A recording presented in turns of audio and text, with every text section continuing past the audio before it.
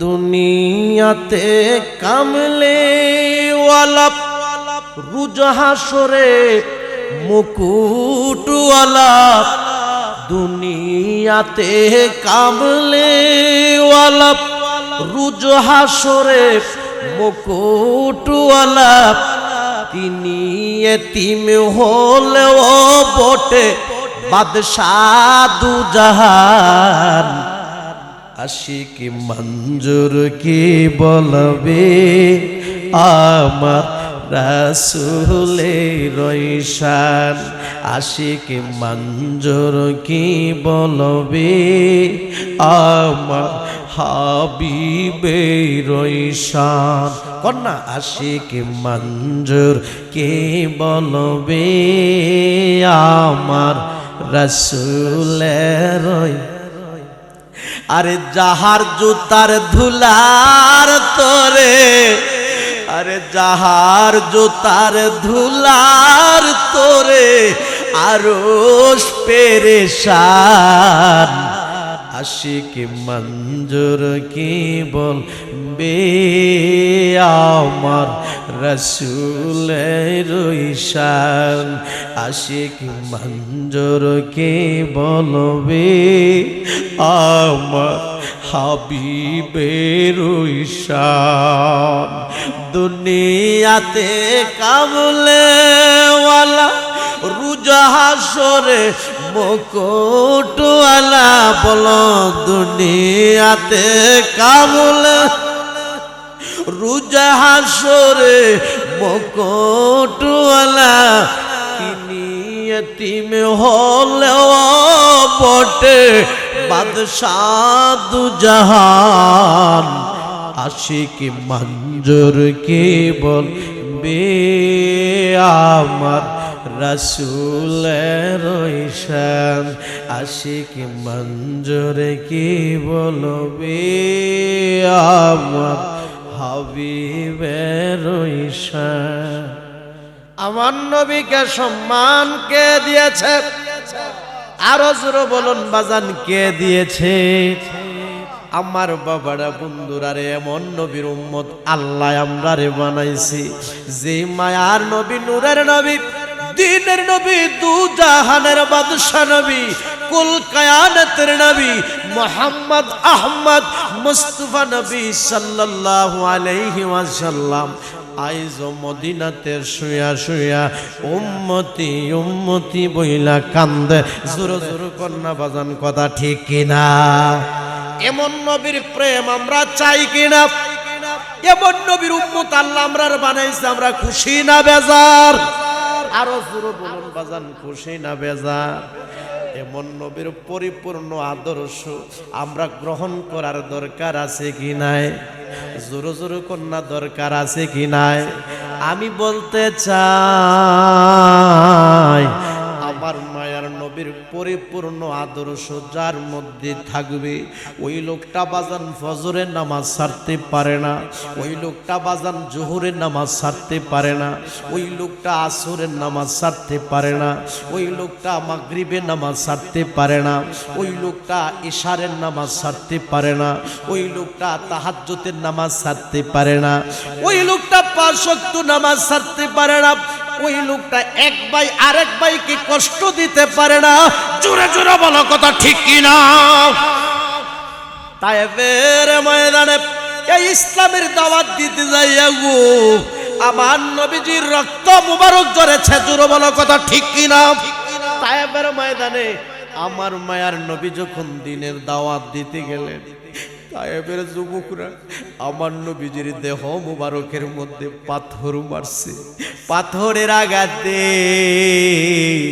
আমার নবীজির দেহ মুবারকটা ক্ষত বিক্ষত অবস্থা হয়ে গেছে পাথরের আঘাতে আমার নবীজির দেহ মুবারকটা রক্ত মুবারক লালের লাল হয়ে গেছে যুবকরা কেমন ভাবে আমার নবীর পাথর মারছে গো আমার নবীজির দেহ মুবারক থেকে এমন ভাবে রক্ত মুবারক ঝরতে লাগলো আমার নবীজির যে জুতা মুবারক ছিল জুতা মুবারকের মধ্যে আমার নবীজির কদম মুবারক লেগে গেছে কেমন মার মারছে রে আমার বাবারা বন্ধুরা আমার নবীরে কেমন পাথর মারা মারছে রে বাজারে রে এত পাথরের আঘাত আমার নবী গাইল ফেরেশতারা হাজির হইয়া কই ইয়া রাসূলুল্লাহ ইয়া হাবিবাল্লাহ নবী গো এই তায়েফের যুবকরা আপনারে পাথর মারছে আপনারে প্রহার করছে আপনারে মারছে আপনার রক্ত মুবারক সারা দেহ লালের লাল হয়ে গেছে গো নবী আপনি হুকুম করেন গো নবী যদি হুকুম দিবেন দুইটা পাহাড়ের মাঝখানে আপনার দুশমনদেরকে রেখে দুইটা পাহাড় চাপ দিয়া একবারে তাদেরকে ধ্বংস করে ফেলব কি করব তাদেরকে ধ্বংস করে ফেলবো আমার নবী ডাক দিয়া কয় ফেরেশতারা রে যারা আমারে পাথর মারছে তারা বুঝে না তারা যদি বুঝতো রে আমারে তারা পাথর মারতো না তারা যদি বুঝতো রে তারা আমারে আঘাত করতো না আমার নবী ফেরেশতাদেরকে ডাক দিয়া কো ফেরেশতারা রে তারা বুঝে না তারা যদি বুঝতো আমারে আঘাত করতো না তারা যদি বুঝতো আমাকে প্রহার করতো না বুঝা গেল আমার নবীরে পাথর মারছে আমার নবী ফিরাইয়া কাউরে পাথর মারে নাই জোরে জোরে কন্যা বাজান কথা ঠিক কিনা আমার নবীরে আঘাত দিছে আমার নবী কাউকে আঘাত দেয় নাই জোরে জোরে কন্যা কথা ঠিক কিনা আমার নবীরে কষ্ট দিছে আমার নবী কাউকে কষ্ট দেয় নাই জোরে জোরে কন্যা কথা ঠিক কিনা এমন নবীর উম্মত আমরা দাবি করি কিন্তু এক ভাই আরেক ভাইয়ের চেহারাটা দেখতাম পারি না জোরে জোরে কন্যা কথা ঠিক কিনা এমন নবীর উম্মত আমরা দাবি করি আমার বাবারা বন্ধুরা পেটটা ভরা হিংসা অহংকার ফিলিয়া আমার বাবারা জোরে জোরে কন্যা কথা ঠিক কিনা বাজানদের নবীজির পরিপূর্ণ আদর্শ যার মধ্যে থাকবে আমি বলবো ওই লোকটার ভিতরে হিংসা থাকতে পারে না ওই লোকটার ভিতরে অহংকার থাকতে পারে না ওই লোকটার ভিতরে কিনা থাকতে পারে না ওই লোকটার ভিতরে রিয়া থাকতে পারে না ওই লোকটার ভিতরে সুদ থাকতে পারে না ওই লোকটার ভিতরে ঘুষ থাকতে পারে না ওই লোকটার ভিতরে বাজান হারামি থাকতে পারে না জোরে জোরে বলো কথা ঠিক কিনা নবীদের পরিপূর্ণ আদর্শ তাদের মধ্যে থাকবে গো ওই পাগলটা বাজান মা বাবার সাথে খারাপ ব্যবহার করতে পারে না জোরে জোরে কন্যা কথা ঠিক কিনা ও মদিনার মাটি রে তুই যে বড় খাটি রে আমার নবীর কারণে বলো ও মদিনার মাটি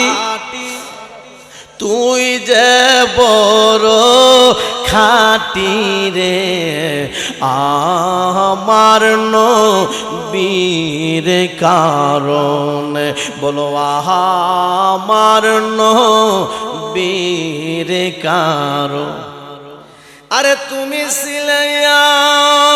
শরীফ গিয়েছেন খুদার হাবিব তুমি ছিলে শরীফ গিয়েছেন খুদার হাবিব তোমার নসিবে খুলে গেল রে আমার নবীজির চরণে রে বলো তোমার নসিবে খুলে গেল আমার নবীজির চরণে রে আমার নবীর কারণে বলো আমার নবীর কারণে আমার বাবারা বন্ধুরা রে নবীজির পরিপূর্ণ আদর্শ যাদের মধ্যে থাকবে ওই লোকটার ভিতরে বাজান হারাম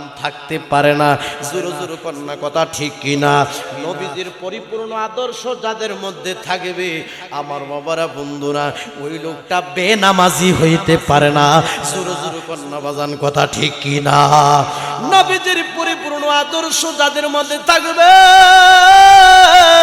ওই ব্যক্তি মা এবং বাবাকে ধমক দিয়ে কথা বলতে পারে না জোরে জোরে বলুন কথা ঠিক কিনা আজকের মাহফিল কবরবাসীর স্মরণের মাহফিল।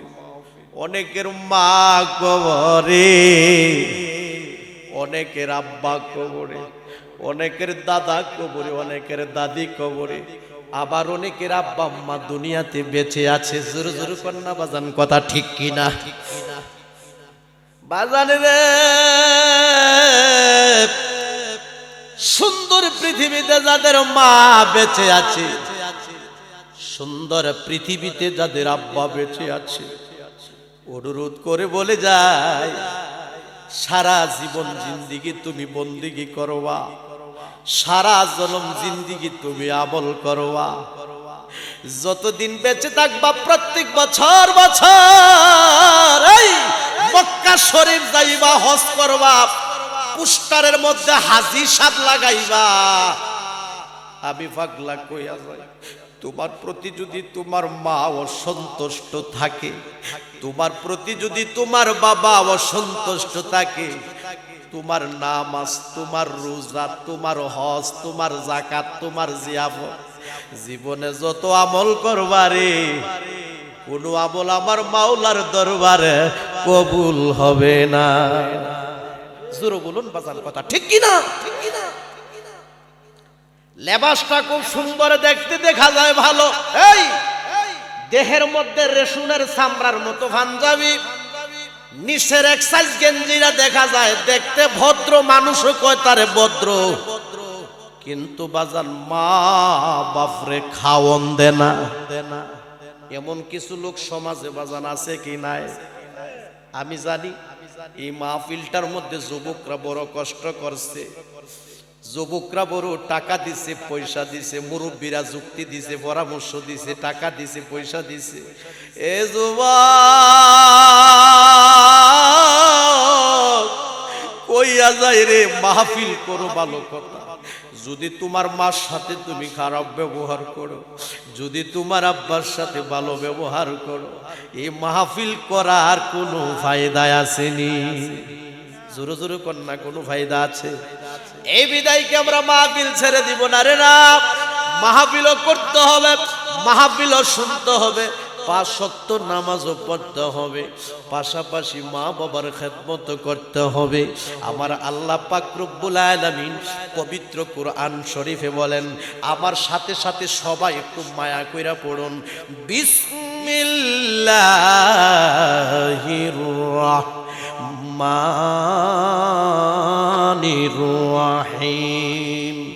ওয়া ক্বাদা রাব্বুকা আল্লা তা'বুদু ইল্লা ইয়্যাহু ওয়া বিল ওয়ালিদাইনি ইহসানা। সবাই জবান খুলে বলুন আল্লাহু আকবার। বাজান, সিদ্ধান্তটা কার? কথা কয় না, সিদ্ধান্ত কার? ঘোষণা কার? আমার আল্লাহ এই আয়াতে বলতেছেন, হে দুনিয়ার মানুষ, তোমার প্রতিপালক নির্দেশ দিয়েছেন যে তোমরা আল্লাহ ছাড়া অন্য কারো ইবাদত করিও না, এবং তোমরা মাতা পিতার সাথে সৎ ব্যবহার। হুকুম কার? ঘোষণা কার? আল্লাহর হুকুম মানার দরকার আছে। আমি গুনাহগার বলে যাই, এই মা যদি দোয়া করে হায়াত বাড়ে, মা যদি দোয়া করে রিজিক বাড়ে, মা যদি দোয়া করে বাজান সম্মান বাড়ে। আমি প্রায় মাহফিলে বাজান এই কথাটা বলে থাকি। মেম্বার বলেন, চেয়ারম্যান বলেন, হাফেজ বলেন, কারি বলেন, পীর বলেন, মুফতি বলেন, মুহাদ্দিস বলেন, মাস্টার বলেন, যে যত বড় সম্মান হইছে রে, আমি পাগলার মন বলতেছে তাদের উপর তাদের মা এবং বাবার দোয়া আছে। জোরে জোরে বলো বাজান, কথা ঠিক কিনা? আমার বাবারা, বন্ধুরা, গভীর মনোযোগ। হযরত আব্দুল্লাহ ইবনে উমর রাদিয়াল্লাহু তাআলা আনহু থেকে বর্ণিত, আল্লাহর হাবিব সাল্লাল্লাহু আলাইহি ওয়াসাল্লাম বলেছেন, 3 জন ব্যক্তি বাজান রাস্তা দিয়া হাঁটতেছে। সুবহানাল্লাহ। জবানটা খুইলা কইতেন না বাজান? সুবহানাল্লাহ। তিনজন ব্যক্তি রাস্তা দিয়ে হাঁটতেছে, হঠাৎ করে আকাশটা অন্ধকার হয়ে গেছে। বাজান ঘুরি ঘুরি বৃষ্টি পড়তেছে। বাজান রে, এই বৃষ্টি থেকে বাঁচার জন্য তিন বন্ধু, এই বৃষ্টি থেকে বাঁচার জন্য তিন মায়ের তিনটি সন্তান, আমার বাবারা বন্ধুরা বড় একটা পর্বতের গুহার ভিতরে আশ্রয় নিছে। সবাই জবান খুলে বলুন সুবহানাল্লাহ। আমরা সবাই জবান খুলে বলি আল্লাহু আকবার। বিশাল বড় একটা পাহাড়, ওই পাহাড়ের গর্তের ভিতরে তিনজন ব্যক্তি ঢুকে গেছে। আল্লাহর যে কোন কুদরত রে বাজার, ওই বিশাল বড় পাহাড় থেকে আমার বাবারা বন্ধুরা বড় একটা পাথরের খণ্ড, ওই পাথরের খণ্ডটা বাজান গইরাইতে গইরাইতে গইরাইতে গইরাইতে বাজানে রে তিনজন ব্যক্তি যেই গুহার ভিতরে ঢুকছে, এই গুহার মুখটার মধ্যে আইসা বাজান বড় পাথরটা থাইমা গেছে। এই কাইতুলা গ্রামের মানুষ, আমি আপনাদের কাছ থেকে জানতে চাই, গুহার ভিতরে যে তিনজন ব্যক্তি ঢুকলো আর গুহার মুখটার মধ্যে বড় একটা পাথর আইসা থাইমা গেছে, এত বড় পাথর, পাথরটা আলগি দিয়া সরানোর মতো তাদের কোনো ক্ষমতা নাই। গুহার মুখটা বন্ধ হয়ে গেছে গো। এবার আসুন, তিনজন ব্যক্তি বাজান কোথায় আছে? কথা কয় না, কোথায় আছে? গর্তের ভিতরে। জবানটা খুলে কোন আল্লাহু আকবার, উচ্চ আওয়াজে জবান খুলে বলুন আল্লাহু আকবার। আচ্ছা বাজান, আল্লাহু আকবার বললে শয়তান কি কাছে আসে না দূরে যায়? আরো জোরে বলুন আল্লাহু আকবার। বাজান, তিনজন ব্যক্তি গুহার ভিতরে ঢুকে গেল। এত বড় পাথর, এই পাথরটা আলগি দিয়া সরানোর মতো তাদের কোনো ক্ষমতা নাই। তিনজন ব্যক্তি বাজান ডান দিক তাকায় পাথর, বাম দিক তাকায় পাথর, বাজান রে পিছনের দিক তাকায় পাথর। কারণ হলো পাহাড়।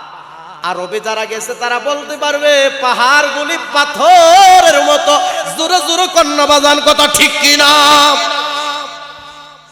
বাজান রে, ওই গুহার ভিতরে তিনজন ব্যক্তি আটকা হইরা গেছে। এই পাথরটা সামনের দিক, আমার বাবারা বন্ধুরা তিনজন ব্যক্তি তাকায় দেখে যে বড় পাথরটা ইসা বাজান গেটটা বন্ধ হয়ে গেছে। এবার তারা কিভাবে বের হবে গো? তিনজন ব্যক্তি বাজান পাগল পাড়া হয়ে গেছে, বড় বিপদের মধ্যে পড়ে গেছে। একজন আরেকজনকে কয়, করে আমরা যে এই গুহার ভিতরে ঢুকছি, এক জানে আল্লাহ, আরেক জানি আমরা। এই গুহার মুখটার মধ্যে এত বড় একটা পাথর আসছে, এই পাথরটা তো আমরা আলগি দেওয়ার কোনো ক্ষমতা নাই। হায় রে,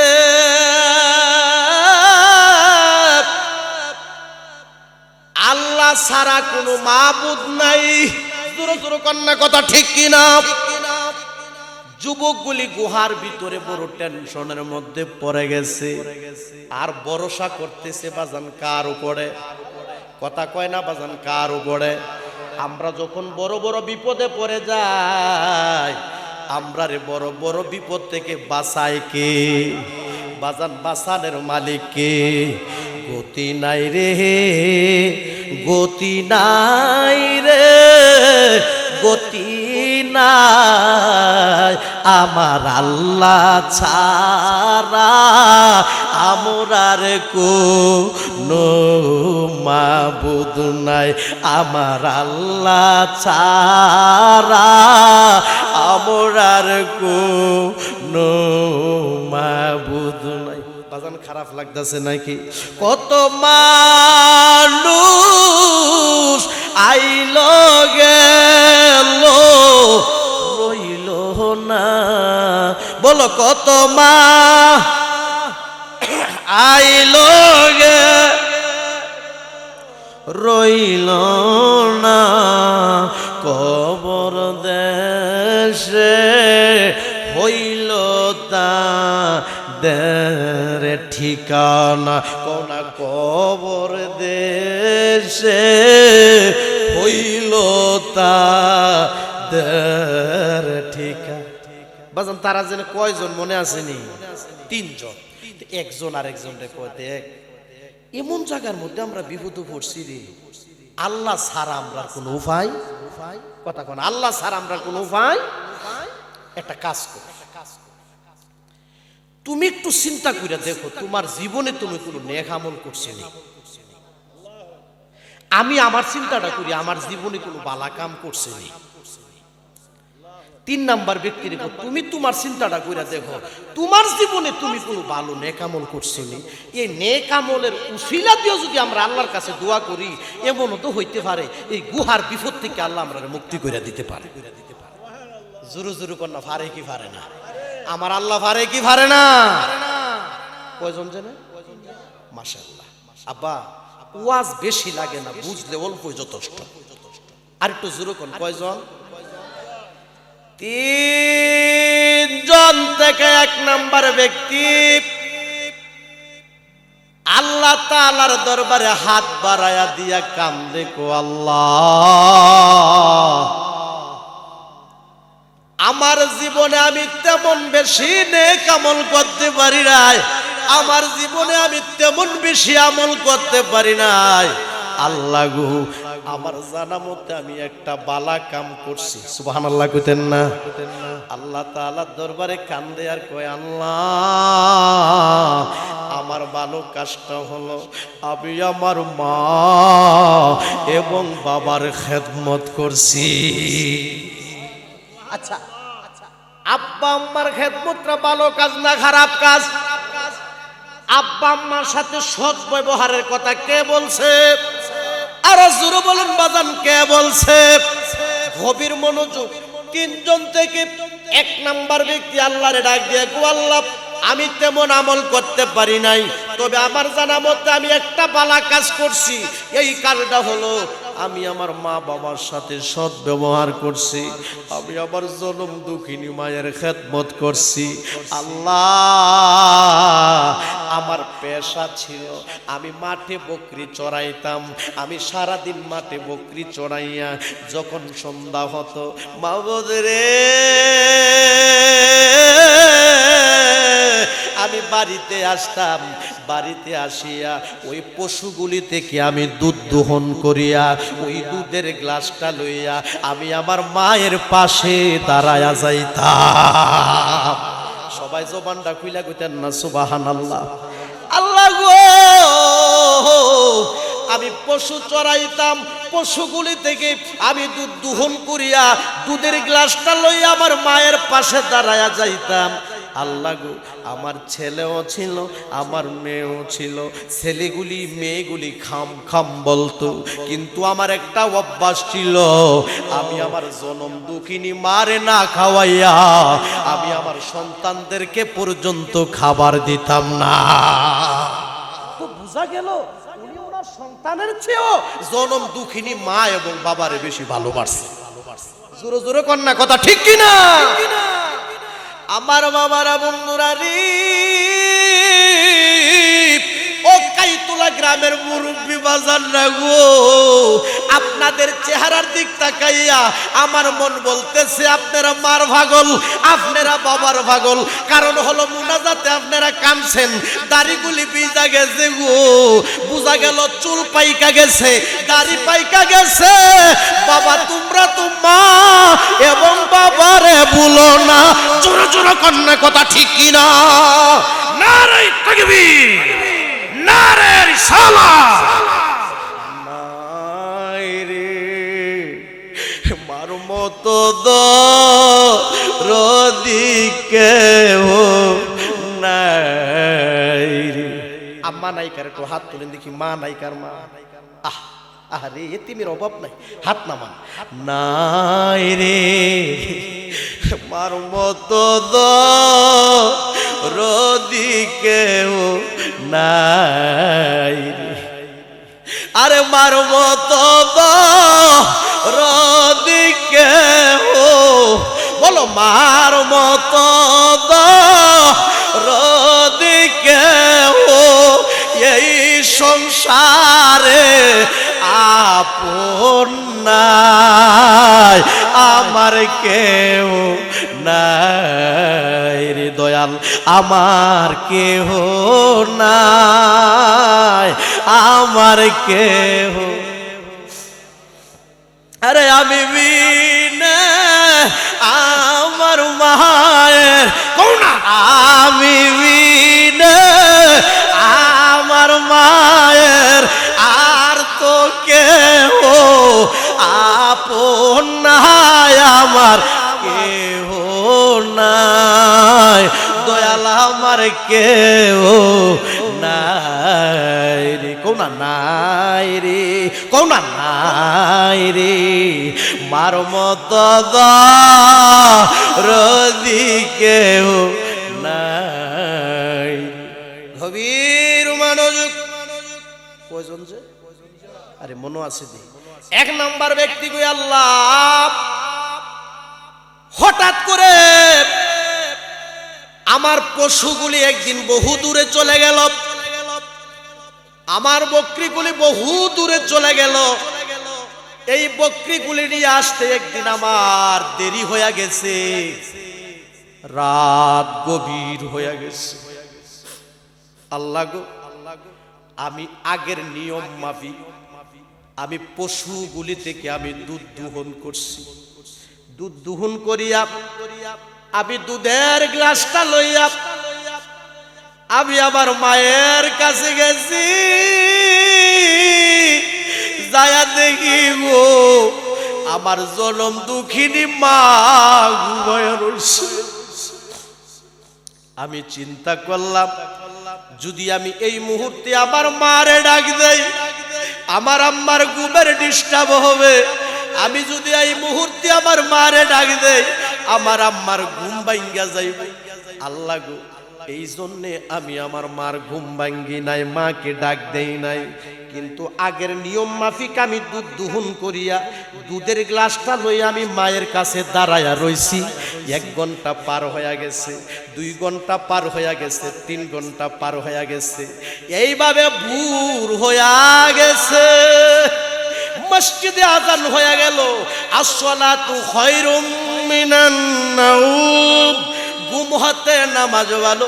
আমার আম্মার ঘুম ভাঙ্গা গেছে। আমি দুধের গ্লাসটা লইয়া মায়ের পাশে দাঁড়াইয়া রইছি। আমার হাতের মধ্যে একটা কম্পনটা রয়েছে, সারা রাত গ্লাসটা লইয়া দাঁড়াইয়া রইছি। আমার মা হঠাৎ করে আমার চেহারার দিক তাকায়া কো, বাবা রে তুমি দুধের গ্লাস নিয়া কোন সময় আইছো রে বাবা? ওই যুবক ছেলেটা আল্লাহরে ডাক দিয়া কো, ওই মারে, ওই মা মা মা বাজানরে, মা ডাকের মধ্যে শান্তি আছে কি নাই? জোরে জোরে কন্যা শান্তি আছে কি নাই? আরে 1 ফুটা দুধের দাম, আরে কাটিয়া গায়ের চাম। বলো 1 ফুটা দুধের দাম, আরে কাটিয়া গায়ের চাম। আরে পাপুস বানাইয়া দিলে ঋণের সুদ হবে না। এ মন্ধর দিববে কেউ হবে না আমার মা মাগু কোনা। এ মন্ধ দিববে কেউ হবে না আমার মা মাগু। এই মাঘ মাইয়া শীতের রাত্রে আমারে রাখছে মায়ের বুকে, দিয়া দিছে মায়ের পরনেরই কম্বল। জোরে বলো কথা ঠিক কিনা? আরে মাঘ মাইয়া শীতের রাত্রে আমারে রাখছে মায়ের বুকে, দিয়া দিছে মায়ের পরনেরই কম্বল। আমায় রাখিয়া সুপুনা জায়গায়, বলো আমায় রাখিয়া সুপুনা জায়গায়, ভিজা জায়গায় শুইছেন মায়। হাইরে এ মন্দর দিববে কেউ হবে না আমার মা মা। ওই ছেলেটা মারে ডাক দিয়া কমা, আমি দুধের গ্লাস লইয়া মাগো তোমার পাশে দাঁড়াইয়া গেলাম। মাকে আগে ডাক দিলি না কেন? যুবক ছেলেটা কো, মা তোমারে যদি আগে ডাক দিতাম তোমার ঘুমের ডিস্টার্ব হইয়া যাইতো। এই কথাগুলি ওই ছেলেটা কোন জায়গা থেকে বলতেছে? গুহার কথা কেন, গুহার ভিতর থেকে। কার কাছে কইতাছে? হ্যাঁ, কিন্তু গুহার মুখটা বন্ধ হয়েছে, বড় একটা ফাতরাইয়া, বড় একটা বিপদ হয়ে রয়েছে তারা। তার মনের কথাটি আল্লাহর কাছে কইতাছে। জোরে কইতেন না সুবহানাল্লাহ? জবানটা খুইলা কইতেন আল্লাহু আকবার। মা কফু, এই দুধের গ্লাস নিয়ে তুই আমার পাশে সারা রাত দাঁড়ায় রইলি, আমারে ডাক দিলি না। ও মা, তোমার ডাক দিলে তোমার ঘুমের ডিস্টার্ব হবে। বাজানে রে, যেই ছেলেটা মার জন্য সারাটা রাত দাঁড়ায় রইছে, ওই জনম দুঃখিনী মা সন্তানের জন্য দোয়া করে কি করে না? জবান খুলে বলন, করে কি করে না? বাজান রে, এক নাম্বার কয়জন জানে? এক নাম্বার ছেলেটা কো, আল্লাহ রে, ও মাবুদ মাওলা, আমার জীবনে আমি তেমন বেশি আমল করতে পারি নাই, তবে আমার জানা মতে এই কাজটা আমি বালা করছি। আমি আমার মায়ের খেদমত করছি, আমি আমার মারে নিজের হাতে খাওয়াইছি, আমি আমার মারে নিজের হাতে গোসল দিছি। আল্লাহ, এই কাজটা যদি তোমার কাছে বড় পছন্দনীয় হয়ে থাকে, আমরা এই গুহার একটা বিপদের মধ্যে পড়ে গেলাম। গুহার ভিতরে ঢুকছি, গুহার মুখটার মধ্যে বড় একটা ফাতরাইসা গেটটা বন্ধ হয়ে গেছে, গুহার মুখটা বন্ধ হয়ে গেছে। আমরা কেমনে বের হব? আল্লাহ গো, আমি যে মার খেদমত করলাম, আমি যে মার এক গ্লাস বইরা দুধ খাওয়াইলাম, আমি যে সারা রাত্র মার পাশে দাঁড়াইয়া রইলাম গো মাওলা, তোমারে খুশি করার জন্য। আল্লাহ গো, এই কাজটা যদি তোমার কাছে বড় পছন্দনীয় হয়ে থাকে, এই ফাতরটা বাজানে, এই ফাতরটা গো মাওলা, ওই আমার আল্লাহ, এই ফাতরটারে তোমার কুদরতি হাতের দ্বারায় তুমি একটু সরায়া দাও। এই ফাতরটার মধ্যে বাজানে রে, ও কাইতুলা গ্রামের বাজান, ফাতরটার মধ্যে একটা কম্পন উঠে গেছে। সবাই জবানটা খুইলা কইতেন না সুবহানাল্লাহ? ফাতরটা বাজান কাঁপতে কাঁপতে কাঁপতে কাঁপতে বাজান ফাতরটা একটু ফাঁকা হয়ে গেছে। আমার বাবারা, বন্ধুরা রে, ওই এক নাম্বার ছেলেটা কো, আল্লাহ ও মাবুদ মাওলা রে, ফাতরটারে একটু ফাঁকা কইরা দাও, আমরা যেন আসমানটা দেখতে পাই। ফাতরটা কাঁপতে কাঁপতে ফাঁকা হয়ে গেছে, আর তিনজন ব্যক্তি ওই আকাশটারে দেখতে পাইছে। সবাই জবানটা খুইলা কইতেন না সুবহানাল্লাহ? তাইলে বোঝা গেল ছেলেটা যে মার সাথে ভালো ব্যবহার করছে, ছেলেটা যে মারে নিয়ে দুধ খাওয়াইছে, এই কাজটা আল্লাহর কাছে বড় কথা কোনা বড় পছন্দ হয়েছে। সবাই জবানটা খুলে কর না সুবহানাল্লাহ? হাতটা একটু ফাঁকা হয়ে গেছে, কিন্তু পরিপূর্ণ না। আরো আছে কয়জন? হ্যাঁ, দুইজন।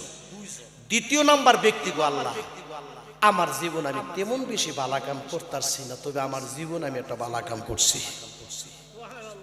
ও মাবুদ রে,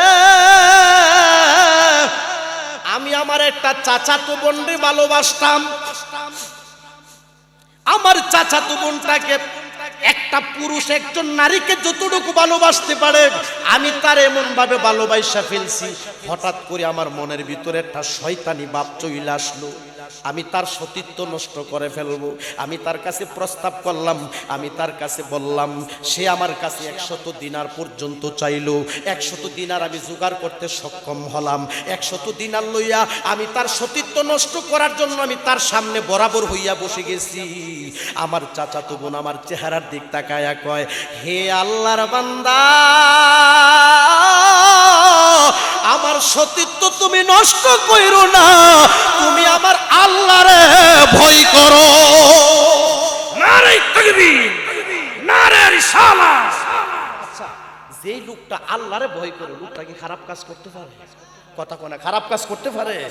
ওই সে বলতেছে, আল্লাহ আমি আমার চাচাতো বোনের সামনে বসে গেলাম, আমি তাকে একটা প্রস্তাব দিলাম, শয়তান এটা ভাব আমার মনের মধ্যে চলে আসলো, আমি তার সতীত্বটা নষ্ট করে নামো। সে আমার কাছে 100 দিনার চাইলো, 100 দিনার আমি জোগাড় করতে সক্ষম হলাম। এইটা লইয়া তার বরাবরে আমি বসে গেলাম, আমি তার সতীত্ব নষ্ট করে ফেলবো। আমি যখন তার বরাবরে বসে গেছি, সে আমার আল্লাহর বান্দা, তুমি আল্লাহরে ভয় করো। কারে ভয় করো? যে আমার সতীত্ব নষ্ট করো না। মাবুদের যখন কইছে তোমারে ভয় করার জন্য, আমার দেহের মধ্যে একটা কম্পন উঠে গেছে গো। আল্লাহ আমি তোমারে বড় ভয় পাইছি, আমি তার সতীত্ব নষ্ট করি নাই, আমি ভালো কাজের দিক চলে আসছি, ভালোর দিক চলে আসছি, আমি আমার চাচাতো বোনের সতীত্ব নষ্ট করি নাই, খারাপ কাম করতে গিয়া খারাপ কাজ করি নাই, আমি যে ভালোর দিক আসলাম। আল্লাহ গো, ভালোর দিকটা যদি তোমার কাছে পছন্দনীয় হইয়া থাকে, ও মাবুদ মাওলারে ফাতরটা তোমার কুদরতি হাতের দ্বারা সরাইয়া দাও। আর একটু জোরে কইতেন না বাজান সুবহানাল্লাহ। বাজান ফাতরটা কাঁপতে কাঁপতে কাঁপতে কাঁপতে আরেকটু ফাঁকা হয়ে গেছে। বাজান কয়জন গেছে? কথা কেন, কয়জন গেছে? বুঝা গেল সে যে খারাপ কাজটা করতে গেছে ঠিক আছে, কিন্তু আল্লাহরে ভয় পায় সে কি করছে? ফিরে আইছে। এই ফিরাটা, ভালোর দিকে আসাটা, এটা আল্লাহর কাছে বড় পছন্দ হয়েছে। জোরে কইতেন না সুবহানাল্লাহ। ফাতরটা আরেকটু ফাঁকা হয়ে গেছে। আচ্ছা, আর আছে কয়জন? সময় কিন্তু কম। আর আছে কয়জন? এই 3 নাম্বার লোকটার কথাটা কই এমনি কুদুরা গভীর মনোযোগ বন্ধুরে। 3 নাম্বার ছেলেটা কাজের লোক থাকতো, সে আমার বাড়িতে কাম করছে, কাজ করার পরে আমি তার ফাওয়ানাটা, আমি তার টাকাটা আমি তারে দিয়া দিছি। আল্লাহু আকবার কইতেন। আমি তারে দিয়া দিছি, দিয়া দেওয়ার পরে তার টাকাটা আমার বাড়িতে রাখাই সে চইলা গেছে, আমার বাড়িতে রাখাই সে চইলা গেছে। আল্লাহ, সে যে চলে গেল, আর আসে না, আর আসে না। এখন আমি তার টাকাটা দিয়া কি করব? আমি চিন্তা করলাম এটা তো আমার হক না, এটা হইল কামলার হক, আমি তারে দিছি, সেটা ফালাইয়া গেছে গা। এখন আমি এটা দিয়া কি করব? আমি তার টাকাটা নিয়া আমি খুব সুন্দরভাবে একটা কৃষি কাজের মধ্যে লাগাইছি। কোন কাজ? ঘুমাই গেছেন কেন? ঘুমাইবেন, চিন্তা করেন না, এমন ঘুমাইবেন ফুলাটা মাইয়াটা ভাসে বইয়া আব্বা আব্বা কইয়া কানবো, জবাব দেওয়ার ক্ষমতা থাকবে না। জোরে বলো কথা ঠিক কিনা? গভীর মনোযোগ। হে নিয়ে এটা কই না লাগাইছে? কৃষি কাজে। কৃষি কাজে লাগানোর পরে বাজানে রে এই টাকাটা বাজান কিছু উন্নতি হয়েছে, মানি বাজান কিছু বাড়ছে। বাড়ার পরে আমার বাবারা বন্ধুরা, ওই যে 3 নাম্বার ব্যক্তি কইতাছে আল্লাহ এটা কিছু বাড়ছে, বাড়ার পরে এই টাকাটা দিয়ে আমি একটা গরু কিনছি, একটা পশু কিনছি। পশু কেনার পরে ওইটা একটা বাছুর দিছে, ওইটা আবার বড় হয়েছে, ওইটা আবার একটা বাছুর দিছে, ওইটা আবার বড় হয়েছে। এই করতে করতে করতে করতে করতে করতে আল্লাহ একটা বিশাল বড় মাঠ পশুয়ে ভরপুর হয়ে গেল। আচ্ছা, এখন কাইতলা গ্রামের মানুষগুলির কাছ থেকে আমি জানতাম চাই, একটা মাঠ যে পুরাটা পশুয়ে ভরপুর হয়ে গেল গা, এগুলির মালিক কাটাও? হ্যাঁ হ্যাঁ, আরে আরে বুঝা লেছি, কাজের লোক তার এই টাকাটা নিয়ে একটা কৃষি কাজে লাগাইছে। লাগানোর পরে এটা দিয়ে একটা ধরেন গরু কিনছে, কিনার পরে এটা একটা বাছুর দিচ্ছে, ওইটা আবার বড় হয়েছে। বড় হওয়ার পরে বাড়তে বাড়তে বাড়তে বাড়তে কি হয়েছে? একটা মাঠ ভরপুর হয়ে গেছে। আচ্ছা, এগুলি মালিক কাটা? আমরা কাজের লোক। গভীর মনোযোগ। 3 নাম্বার ব্যক্তি আল্লাহর ডাক দিয়া গো, আল্লাহ আল্লাহ গো, হঠাৎ করে একদিন কাজের লোকটা আমার বাড়িতে আইসা হাজির। সবাই জবানটা খুইলা কইতেন না সুবহানাল্লাহ। হঠাৎ কইরা একদিন আমার বাড়িতে কামলা লোকটা ইয়া হাজির। এই আল্লাহর বান্দা, তুমি আল্লাহর ভয় কর। হে কো কি হইছে? আমার এমন কি হইছে? কইতাছে আপনার বাড়িতে আমি একদিন কাম করছিলাম, কাম করার পরে আমার টেহাটা আপনার বাড়িতে পালাই গেছিলাম, আমার ভাবনাটা আপনি আমারে বুঝার জন্য সহজ বলতেছি, আমার ভাবনাটা আপনি আমারে দিয়া দেন। এখন ওই 3 নাম্বার ব্যক্তি ডাক দিয়া কয়, হে কর্মচারী, মায়ার সুরে বন্ধু কই একটা ডাক দিল।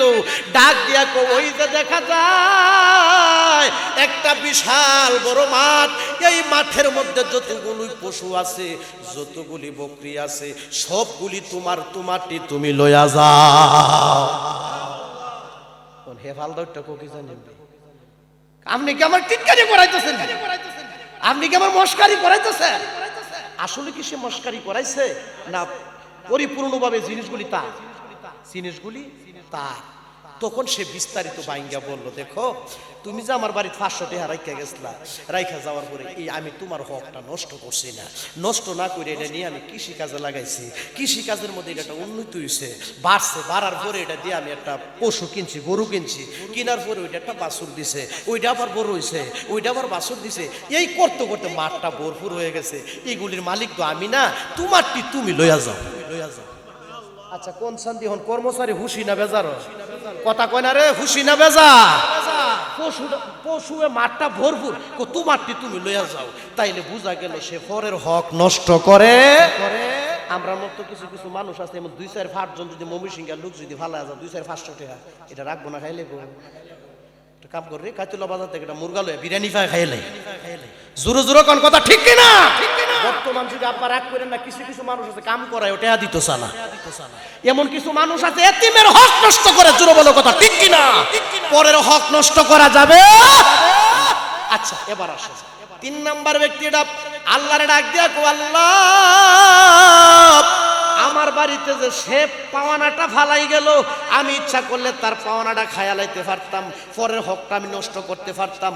আল্লাহ গো আমি তো হকটা নষ্ট করি নাই, নষ্ট না কইরা আমি তারটা তারে ফিরাইয়া দিছি, আমানতের জিনিস আমি খেয়ানত করি নাই, আমি তোমারে ভয় পাইছি, তোমারে ভয় পাওয়ার কারণে আমি পরের হক নষ্ট করি নাই। আল্লাহ গো এই কাজটা যদি তোমার কাছে বড় পছন্দনীয় হইয়া থাকে, আল্লাহ ফাতরটা একটু ক্লিয়ার কইরা দাও, আমরা যে মুক্তি পাইয়া যাই।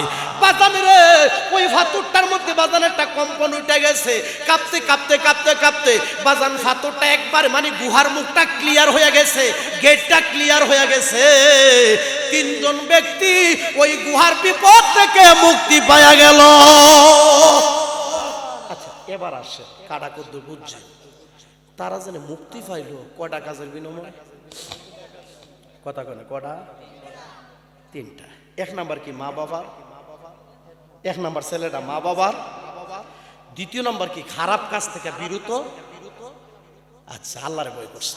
আচ্ছা 3 নাম্বার জানি কি তা পরের হক, আমানতের জিনিস খেয়ানত, পরের হক নষ্ট করছে না।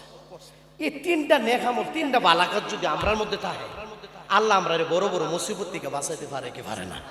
কথা কয় না, পারে কি পারে না? কি কইতাম বাজা, আমার ঘরের দরজার সামনে একটা ফাপ্পা গাছ লাগাইছিলাম। কি গাছ? ফাপ্পা গাছ। এও সাজটা মাসালা তরমুজের মতো। বাঞ্ছারামপুর মাহফিল আছিল হুজুর, এশারের নামাজের পরে রোয়ানো হয়েছে, মারে কইলাম মা গো মাহফিলও যাইতেছে, খুব একটা কথা কইতাম বলে কি ঘরের দরজার মধ্যে যে ফাপ্পা গাছটা লাগাইছি মাশাআল্লাহ পুত্রে এটা একটা কালার দৌড়াইছে রে, এটা কাম করস না পুত্র, এটা কাটটা। আমি কইলাম আম্মা আমি যদি মাহফিলও যাইতেছি ফজর আগে যাই পড়া, তো দোয়া করেন আল্লাহ যে হায়াতে বাঁচাই রাখে, ফজরের নামাজের সময় আইলে নামাজটা হই রই বগা কাছিটা লইয়া কাটাম, কাটটা সবার লইয়া মিল্লা জিল্লা খাই। আশাটা কি ছোট না বড়? গেছি গা বাঞ্ছারামপুর মাহফিলে, মাহফিল যখন বাজান কইরা আইছি ফজরের নামাজের 1 ঘন্টা আগে চিন্তা করলাম ঘুমাই গেলে গা তো আবার ঘুমে মরা, তখন চিন্তা করলাম যে একটু বইয়া কিতাব পড়ি, কিতাব পড়তেছি, হঠাৎ করে স্মরণ হইল রে আম্মা না কইছি ফাপ্পাটার কথা, ফালদা উঠছি, উঠটা বাজান বগা গাছিটা লইয়া ও দরজাটা খুললা, ও মায়ো গো যাই দিহি ঘরের দুয়ারও গিয়ে দিহি বুঝছেন ফাপ্পা গাছের ঢেডুটা তো কষ ফরতাছে, কষ আর লইয়া গেছে। চিন্তা করছি ব্যাপারটা, আশা বিলেটার খাইরা সবার হইলে মিল্লা জিল্লা খায়া লয়ে গেছে গা তো ফাপ্পা। এখন এমন কিছু ফুলাফাইট সমাজ আসেনি বাজান, কার কাছে ডাব ডি হুজুক তুইছে, কার কাছে পিয়ারাডি ফাঁকছে, কিছু কিছু মা বোনরা দেখবেন যে পিয়ার আছে না গয়ম গয়ম এটি ফাহার একটা লক্ষণ ধরে এলে দেখবেন যে অনেক সহজ সরল মা বোন যারা আছে এমনি তেনা তো বাইন্দা কি দিয়া বান্ধ এ আমার পুত্র নারায়ণগঞ্জ থাকো পুত্র যদি আয়ে যদি এই আমার পুত্র এই ফল্লা গাছের ফল্লা গয়মটা পিয়ারাটা আমার পুত্রে খাওয়ায়, ও মায় গো পরের দিন সকালে গিয়া দে তেনাটা সহল হয়ে গেছে। জোরো জোরো কোন কথা ঠিক কিনা? আব্বা রাগ করেন না, আমরা কিন্তু হাসতে হাসতে পাপ করি, জোরো বলুন কথা ঠিক কিনা? হাসতে হাসতে আর পাপ করা যাবে না। আমার বাবারা বন্ধুরা রে, 3 নাম্বার ব্যক্তি পরের হক নষ্ট করছে না, পরের হক খাইছে না, পরের হক না খাওয়ার কারণে আমার আল্লাহ পাক রব্বুল আলামিন তারে ভালোবাসা আমার বাবারা বন্ধুরা তারে ওই গুহার বিপদ থেকে মুক্তি কইরা দিয়েছে। সবাই জবানটা খুইলা কইতেন না সুবহানাল্লাহ। কান্দায়ো না কান্দায়ো না আমার নবীরে, কন্যা কান্দায় না, কান্দায় না আমার নবী রে, নবী রে কান দাইলে কাঁদবা হাসরে, নবী রে কান্দাইলে কাঁদবা হাসরে। আব্বা আম্মা যারো নাই রে সংসারে, কোন আব্বা যারো না সংসারে, দুঃখ বলবার জাগা নাই রে জগৎ। বাজান কষ্ট করে একটা মিনিট হাত তুলেন, আবার কার মা নাই একটু হাত তুলেন দেখি, মা নাই কার? আরে হাত নামান। প্রশ্ন করতে পারেন হুজুর আমরা কেন হাত তুলে তুলাইলেন? যারা হাত তুলে তুলছে তারা ওই তো এতিম। জুরুকন কথা ঠিক নি বাজান? কারো মা নাই, কারো বাবা নাই। লন্ডনের খবর পাইলাম, আরবের খবর পাইলাম, মালয়েশিয়ার খবর পাইলাম, কত রাষ্ট্রের খবর পাইলাম রে। পুকুরের বারে বাঁশের জারের নিচে অন্ধকার কবরে অনেকের মা শুয়া রইল, বাবা শুয়া রইল রে। আমরা তো কবর দেশের খবর পাইলাম না। জোর জোর কন্যা বাজান কথা ঠিক কিনা? আমি গুনাহগার পিতা মাতার খেদমত সম্পর্কে অল্প কিছু কোন সময় আলোচনা করলাম। আর একটা অনুরোধ করে যায়, আব্বা আপনি প্রতি শুক্রবার মার কবরের পাশে দাঁড়ায় যায়, আব্বার কবরের পাশে দাঁড়ায় যায়, মার লাগা কান্দেন।